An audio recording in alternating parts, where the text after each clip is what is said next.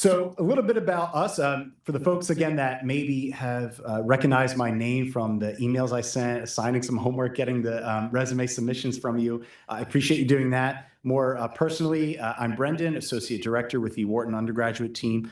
I've been here since August of 24, so I'm coming up on a year, which is very exciting. Happy to be here, and I will let my wonderful colleague Laura introduce herself as well. Thank you so much, Brendan. As you mentioned, my name is Laura. I've been here, let's say coming up on 3 years, I'll take it. We're gonna round up. And I am currently an undergrad director serving students in the College of Arts and Sciences. And there's something that you guys should know about us before we get started. We're actually married. We are? Wow. It's incredible. Someone should have told me. No, that's amazing. Gold star for us, right? Amazing.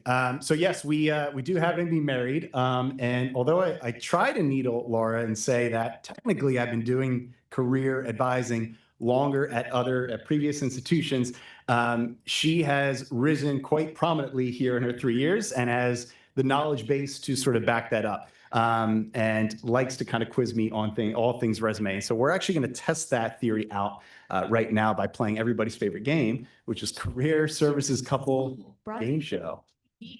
All right. I should have definitely studied ahead of time. A little bit nervous, but that's okay. Go ahead, Mark. Stop these questions ahead of time. He should know them though, so we can make fun of him greatly. That's if he right. gets them wrong. Okay. So let's start with some true and false questions. All right, here we go. All right?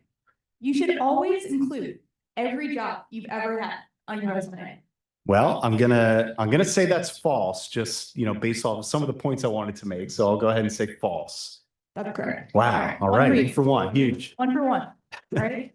Thank you. To ask the audience for help just one time. All right. So all right. if he is stumbling on a question, he can ask for audience. I'm relying on you, please. Hopefully you all know your stuff. Go ahead. Your resume should never exceed 1 page. Ooh, now that's kind of that could be a sort of a trick question there. Question. That's a trick question. All right, how about I throw it out to the group think here? What do folks think? We've got false, thumbs down. Go ahead and say false to that. That's correct. All right. Thank you. Thank you, audience. Appreciate that. True or false? You should list your references on your resume. Yeah, I've definitely come across this before. I'm going to go ahead and say that is false as well. Okay, very good. All right. This is easy. They hired him for a reason, folks. All right. No sweat, no sweat. Applicant tracking systems can evaluate the quality of your achievements. The quality. Now that I'm not so sure about. I guess I'll probably go false. I'm kind of seeing a trend here, so maybe I'll go false on that. That's correct. Wow. Dang. Right. Maybe I can stump him on this one. Okay. How long do recruiters spend looking at your resume? Recruiters, I find, probably spend a matter of seconds, maybe like 10 seconds. I don't know if I'm like in the right range, but 5-10 seconds, something like that. 7 to 10 seconds. Okay, that wasn't a true or false, by the way, so I was a little nervous, but go ahead. Yeah. Okay, well, all right. Last and certainly not least, what month and year did we start dating? It's a trap. I knew it. I knew I should have studied. Do I know this? I think I do. We started dating. We were dating for like 100 years. No, it was in 2016, June, May. Audience, do we know? I'm gonna go June of 2016. No, it was May, but you. That was close. All right. That's open for debate, I guess, depending on. Maybe it's not. Maybe it's not. Sure. We appreciate your absolutely participation in that. So let's go ahead and dive into the things that we'll discuss today. So as I mentioned, bit of an agenda. We want to touch on some of the basics of, effective resume building, what seems to be kind of universal, foundational, and how you want to compose, and draft your content and format your documents. I always tend to say these aren't things that are set in stone, right? There's a degree of flexibility with some of these things, as long as it does serve that purpose of really being kind of tailored and connected to your audience and having that mission of, authenticity and connection. Resumes for you, resumes for them, right? So we're thinking about the work that we do with students and this idea of career champions, careers everywhere. Hopefully you're, an extension of our office and vice versa. The work that you do is so foundational to just kind of students' discovery, right, of the early starts to a career, right? Hopefully a long, fulfilling one. And so we want to give you some of that so you know really what to look for when working with students. Especially we're mindful, they might be reaching out to ask for recommendations. And so you're likely going to be seeing some of those resumes ahead of time. And so just knowing really what to pick up on, I think is super helpful, as well as obviously some of the things that are going to be useful for your own continued professional development and the way that you want to craft your resumes and CVs. I should also note that we'll primarily focus a bit on, some of the resume, composition. Some of it can be translated to CVs, but we will certainly talk about the differences between a CV and a resume. So, I know that might be, some of you submitted a CV just because of the different goals that you might have going forward. So we'll talk about that as well. So applicant tracking systems, we know in today's world now with online systems, with AI, computerization, we want to make sure that what are the resources that the Penn community, so faculty and students, have at your disposal to make sure that your information is being parsed correctly and aligned with those online systems when you go to submit an application. While also not compromising, the integrity of your resume so it can still be well accessed and received by a human recruiter, right? Because hopefully these systems aren't going to take away our jobs anytime soon, right? Of course, if there are any questions. Yeah, right. We don't quite know, but any questions that do come up, please feel free to obviously let us know at any point. Also, if you got to get up and kind of stretch or use the bathroom, I'm not going to be offended. I'm pretty sure Laura will not be offended. Maybe, but we appreciate just your again your attention today as we kind of put the highlighter over some things. So a lot of the things that we talk about in our appointments with students has to kind of relate back to, this idea of tailoring or focusing their resume to a particular job opportunity, internship, research, or volunteer work that they might be really interested in, right? And so what's one thing that we talk about is, you can have certainly like a master resume. You can include, as Laura said in one of those questions, should it include everything? You can for like a master resume, that's acceptable. But when we want to really tailor it to employers specifically, that's where maybe you have little break-off resumes. It's going to be focused in on drawing the attention in of your audience, right? I find that employers really value that. They're really looking for that of candidates and applicants that take that initiative to connecting and have done that research about what the needs are of that open position. And they're doing it in a way of their bullet point content, the way that it's structured with their different sections and so forth, that really speaks volumes to who that candidate is, right, and their background. So in order to effectively market their skills, you definitely want to focus on tailoring your resume to each specific opportunity. One of the ways to do that, of course, is to pull up a description, right, that a student might be interested in, that you yourselves are interested in. Print out your resume, or have it up on a different screen and just kind of workshop it, right? Maybe incorporating some of that language in the things that you see. Now, the work we do again with students is maybe ironing out, that content. And so we have these discussions about how should this look. So we'll definitely get into that, but it's one thing to say, oh, I see that they're looking for critical thinking skills, so I am going to write used critical thinking to support executive director. I think we can do better, right? We want to get the full scope and the complete context of that transferable skill. And so that's why we work with them to really flesh out the bullet points, simply going beyond just kind of the surface level of their skills. And avoid using stylized, resume templates. We don't want things to really distract your audience or take their attention away, draw it away from your great content, right? Your transferable skills or things that may go missed because the formatting is a little inconsistent. It's stylized. It just kind of looks a bit unprofessional. Or, again, they can't quite access the information the way that they're typically trained to do, right? These recruiters and applicant tracking systems. That's something else to be mindful of, that you may confuse, potentially, you run that risk of confusing these computerized systems with overly stylized resume, templates and formats. So just something to be mindful of, right? We think about that. I know, of course, that may look different across different industries. So one of the things we encourage students to do is check out like our career communities and really explore if it's for arts or entertainment. That might look different in terms of those resumes that employers expect versus a banking or consulting or whatever else the student might be interested in. I'm just speaking from Wharton specifically. That's what I'm used to.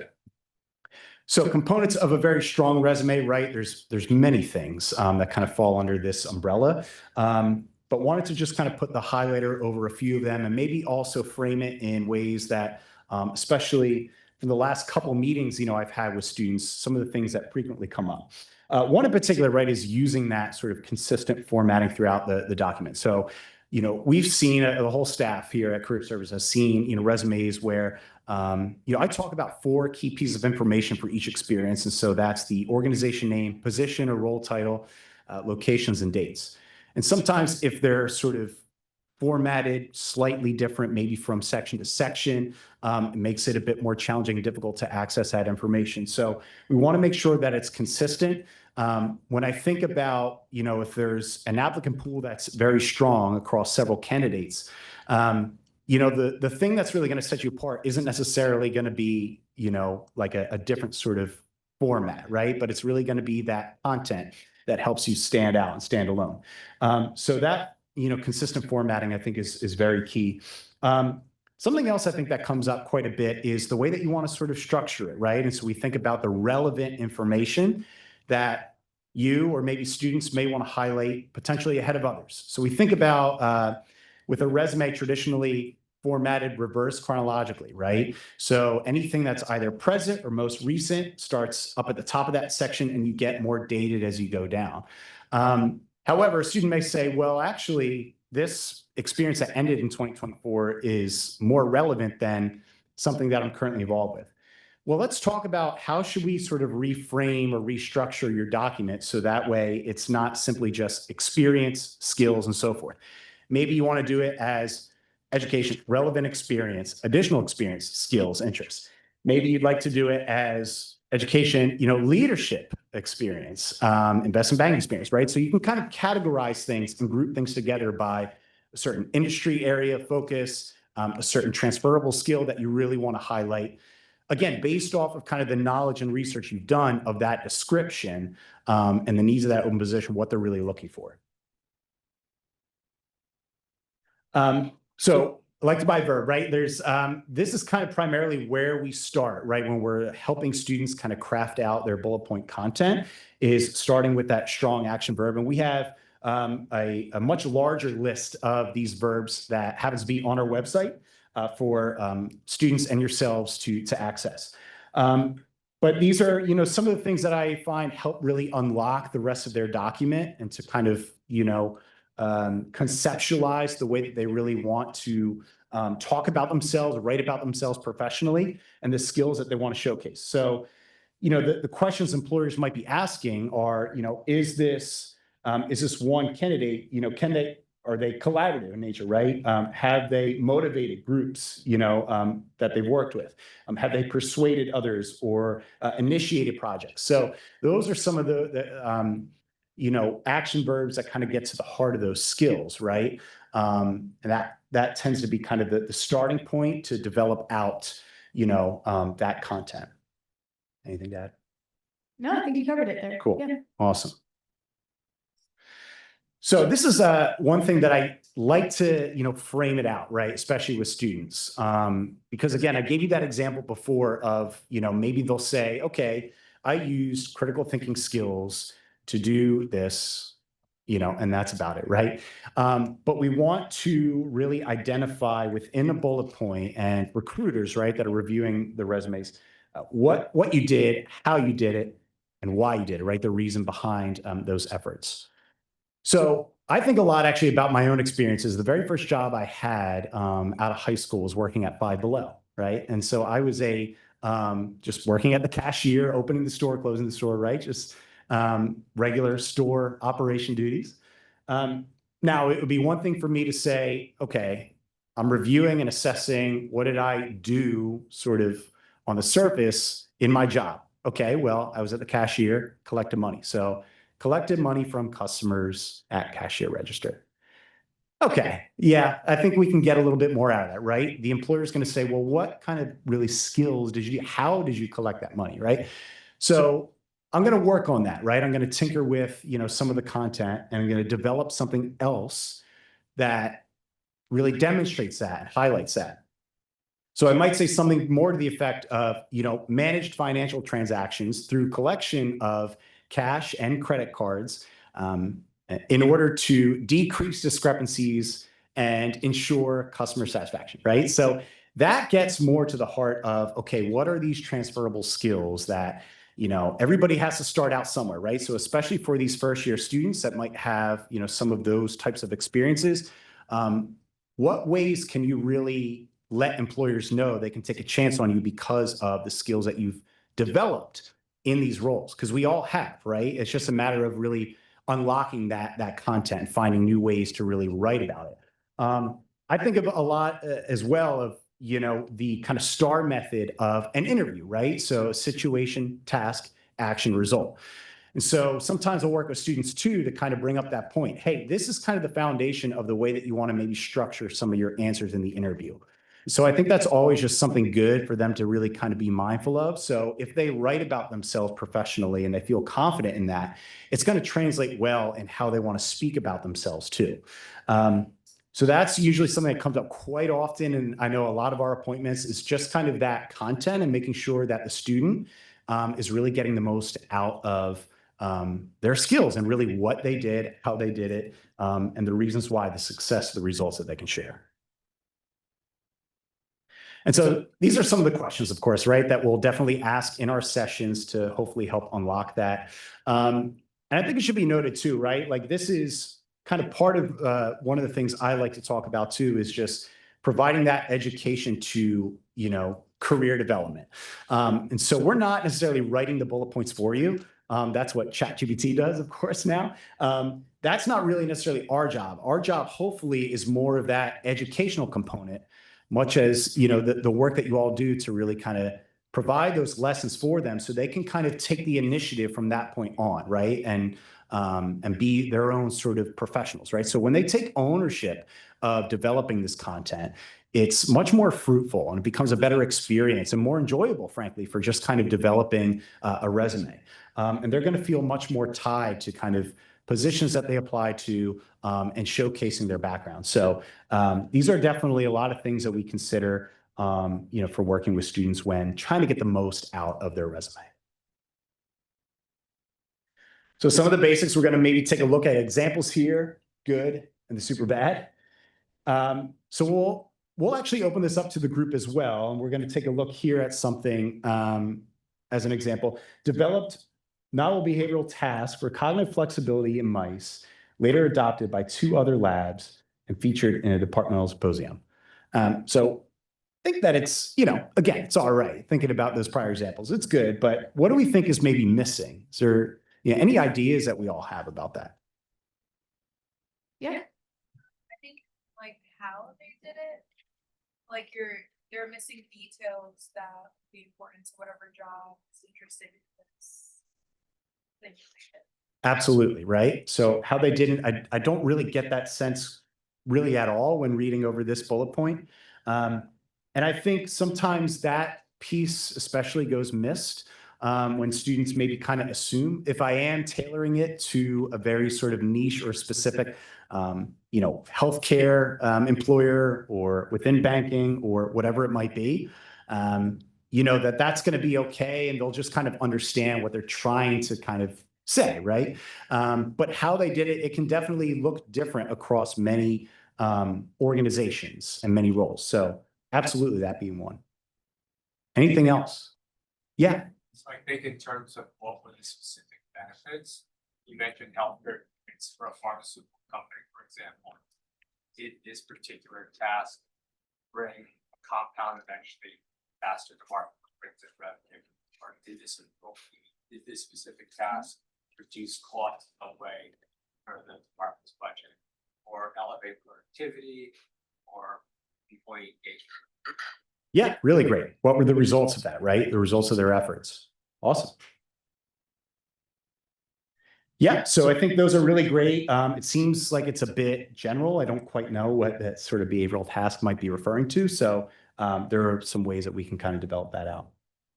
Just another example, right, of the way that it might look different when something, a bullet point really has the sort of the what, how, why, right? So we know what they mentored, cohort of student athletes, how they did that, specific examples, right, tangible examples, and the why, right? So efforts to maintain eligibility and so forth.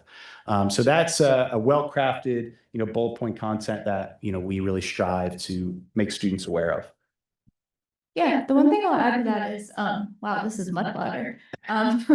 Is that like whenever we see students, they try to like their bullet points are really complicated or they're really dense, right? Because they're trying to talk about the unique lab techniques that they learned or their financial modeling, right? So they're really dense bullet points. And we don't want to crush their souls because they think that these are great, right? But they're not digestible for every single audience. Right. So you can't submit material like that for employers that are not going to understand it. And furthermore, not going to take the time to understand it.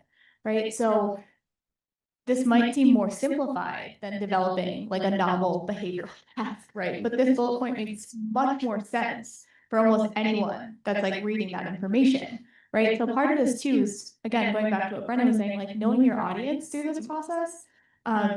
You might be working in a lab setting, but how you describe that experience is going to be really important. Yeah, the accessibility, right, of that content, I think is super important. Okay, that's all me know. All right, so we talked a little bit about like students that will come in and maybe ask for help or guidance, or maybe that we want to encourage you to provide should those scenarios come up. But we also didn't want to neglect the fact that like you guys are in, a certain stage of developing professionally, or maybe even searching for new jobs, hopefully within Penn still. So we'll talk a little bit about what that might look like for you. Okay. As Brendan mentioned at the beginning, this is really like only one of two really brief slides that talked about CVs at all. But I did think that this was worth noting, as some of you are faculty or do submit CVs for academic related roles. So in general, right, there's a lot of similarities across the two. Resumes emphasize skill. CVs generally emphasize academic accomplishment, but they tend to be more holistic in nature, right? So you'll have additional experiences that may be outside of academics. You might have leadership, publications, things like that. Resumes, we tend to focus, or we try to think of them as like industry specific, right? So if you're applying for a role at Paramount, right, that would be a resume. But if you're applying for a role as a faculty, as a biology professor, right, you might be submitting a CV. Okay. CVs generally always begin with education, right, which is not always the case for resumes, especially as you develop in your career. So if you're someone that's like 5, 10, 15 years out, we might see resume now at the education at the bottom of your resume. But on a CV, it's most generally seen at the top. Another big difference here. So all I would say about resumes is that like, for our students, we try to keep them to one page. But again, like we saw a lot of you submitted multi-page resumes. And sometimes there can be a confusion, like if it's multi-page, is it now a CV? There's generally not like, once your resume is 2 pages, now it's a CV, right? Your CV is academic based in nature versus on like a multi-page resume document that you might have developed as a professional being in industry for more than a few years. Yeah, emphasizes that point for students, like it's, matter of seconds that recruiters are really scanning over this information on a resume. So it's very intentional, right? Everything really should have a purpose that's on there, when they're crafting that. So I have a question in regards to one-page guideline. Is that both for UPenn undergraduates as well as grad students? MBAs is in 2 pages or 1 page? So I'm sorry, I'm having a little trouble hearing you saying like what? In terms of the 1-page guideline, Yeah. my question is, because some of us are engaging with undergrads, I can see that being 1 page. Let's say if it's someone who is getting an important MBA and he or she spent 10 years working before going back to school, or if it's an executive MBA, they're 50 years old or 40 years old, it's still 1 page, or would that be 2? Well, I mean, I know people give this answer, but I really do think it's dependent, right? So if they've been in the field, right, that's, let's say, relevant or related to what they're hoping to use their Wharton MBA for, like, by all means, sometimes having more experiences on there that showcase like a diverse range of skills or maybe elevation, right, through a company is really helpful, but maybe they started in, I don't know, like, they wanted to do data analytics for Spotify, right? And then they decided they were going to go and get their master's in neuroscience, right? Unless they can kind of frame those experiences to show the transferable skills and how that's going to help build a foundation for their new roles, like they might want to think of, relying on that one-page resume that's like more specific, right, for that audience, right? Generally speaking, right, recruiters are only looking at that first page, right? And I kind of hate saying it that way, but at the very least, like you want the most important, relevant, related stuff on that first page if it does go beyond. Right, thank you. Yeah, great question, right? So making that really good first impression to the point where, that recruiter might say, after reviewing it, okay, I need to bring this person in to interview. So just making sure that you go about, doing it that way when highlighting or marketing your background. So I just put this up there because it's my understanding that you guys will get some sort of like copy of the slides, or they'll be floating in the abyss. Maybe I can send them out to people too. We have some more information on our website about CVs. I think sometimes they can feel really overwhelming when you're trying to create one from scratch, because you might think about like how many experiences you've had in your whole life that you might want to include, and things that maybe you've forgotten that you've done that could be relevant for a CV. So I think the information we have up there is really helpful to get you situated, and also just start brainstorming like, oh yeah, I did that thing. Like, maybe it was 5 years ago, but this will help now.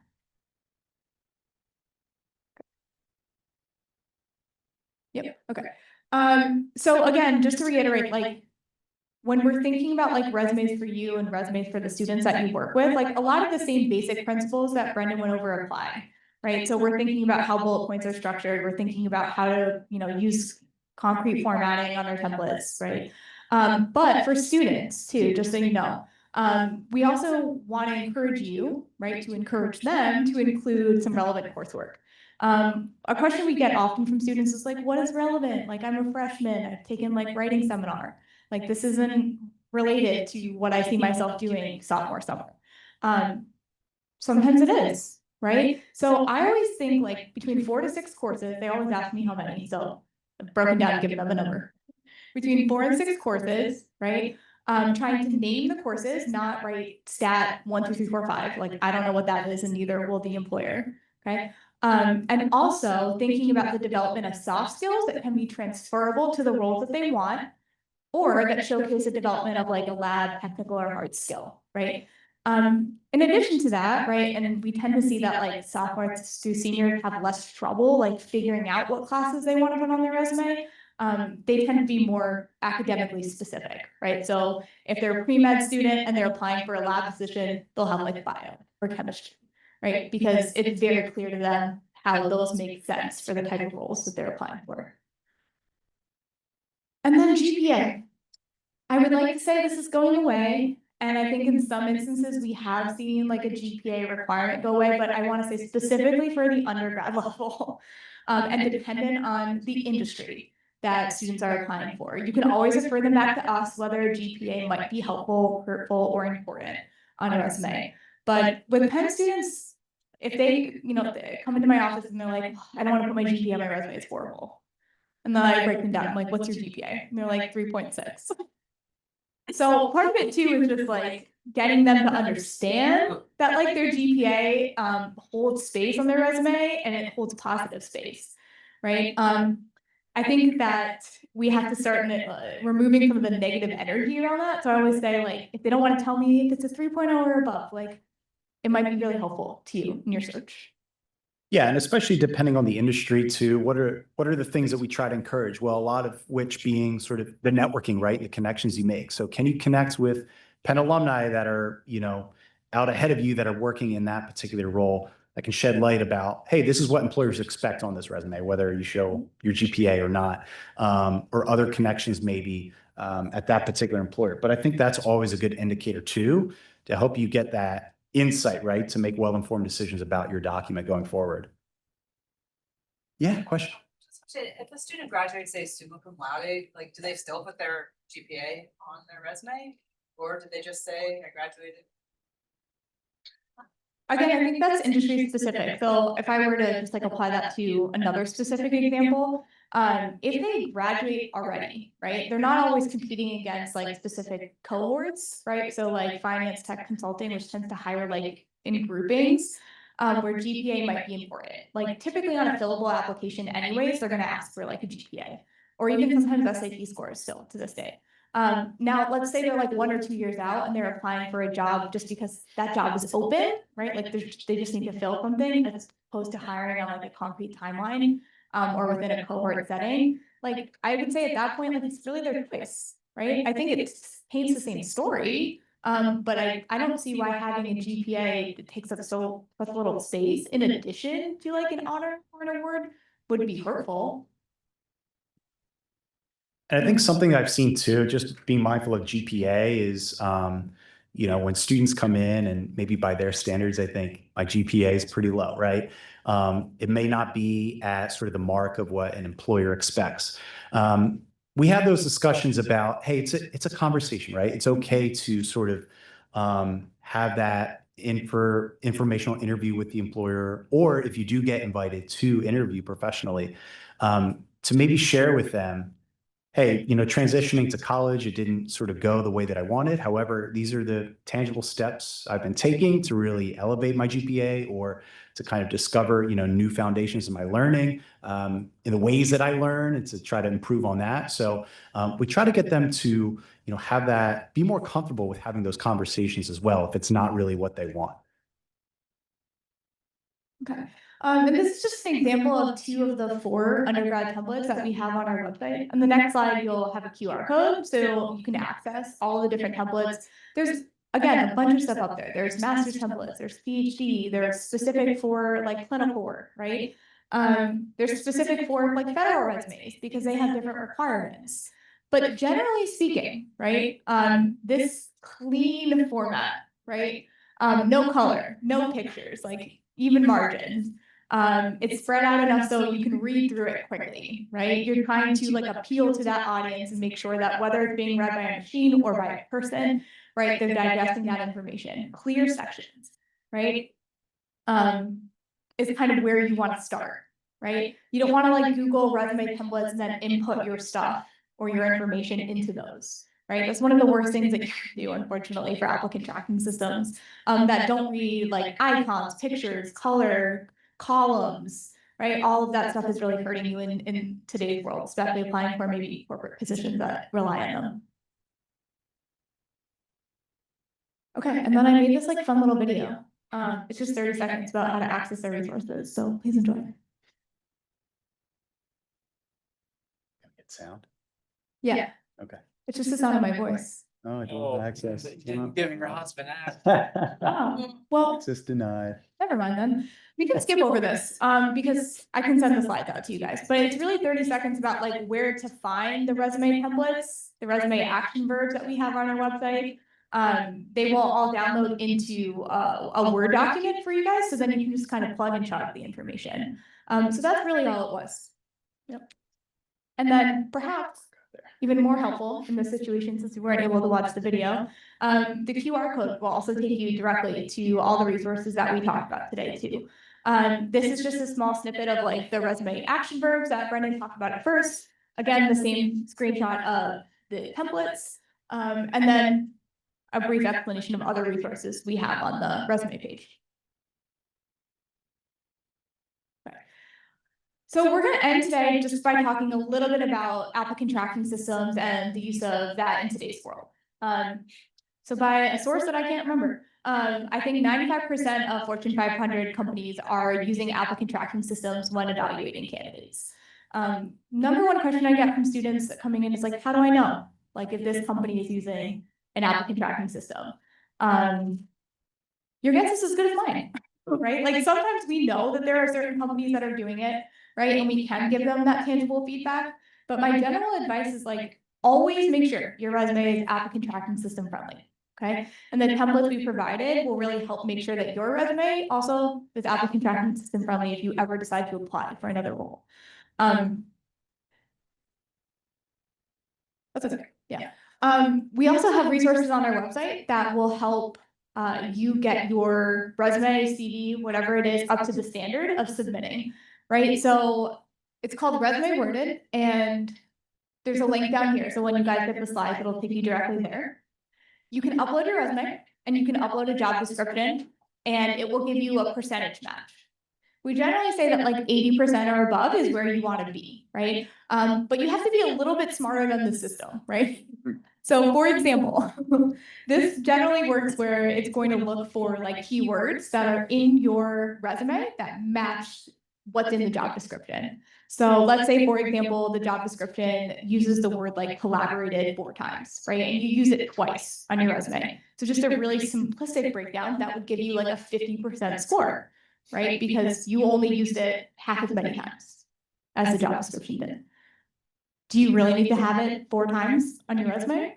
Probably not, right? So you have to look at that match percentage and see if it's making sense for your audience, or if you've gotten the point across, right? Did I express that I'm a good collaborator, right? So I actually think this is more helpful to determine what you've maybe left out, right? When it's noting that there's like a 0% for certain words or certain phrases that they've notified are really important. This is kind of, it's using AI, right? So if you have students that are interested in using ChatGPT to help develop their resumes, or you yourself want to do that, right? Just make sure you're asking it like thoughtful prompts. You don't want to say like, is this good? Or like, does this match? Right? You want to ask it like, hey, have I presented that I'm a good communicator or a good collaborator? If I worked on a team, or I have this financial modeling hard or technical skill. So we also, another resource that we have access to, Penn community has access to, is Big Interview, also listed on our website. And so as the name suggests, it does a really wonderful job of helping you prepare, for interviews. So things like recording yourself, being able to watch it back, getting some feedback, really awesome, insightful video tips and guides as well, with, resume building, with interview prep, with networking and so forth. Something else that they have is a resume builder. Again, that sort of features AI that I discovered and learned about at our recent undergrad meeting.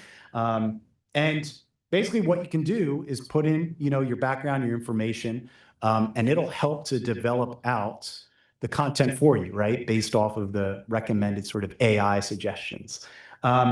This can be very effective, right? But again, and I think of this from the kind of perspective of a student, right? But is it serving the purpose ultimately of authenticity and connection and accessibility to your document? There are times we know that employers will read over resumes. We've done it ourselves with, hiring our student workers and so forth of, does this seem like it's really like authentic and genuine and connecting, or does it seem like it's just been crafted with, a computerized system? I don't know about you, but I don't find much value in that, right? I want, the student to really take ownership of the process of talking about themselves, writing about themselves professionally. So I wanted to highlight this to say, yes, this is a really, really valuable resource that everybody can use. However, just, do so with caution, and to always kind of remember in the back of your mind that, you want to make sure it's in your own voice, because ultimately, if and when you do get that interview, when the time comes, they'll throw questions out at you. And if you're not ready for it, because AI created your entire resume for you, right, that's not going to look good. And you're not going to get the result that you want out of that. So just to be mindful of that, but something else to maybe play around with and get started on our website. Yeah, I would just add that these are tools to like hopefully really get you started, right? You and the students that you work with.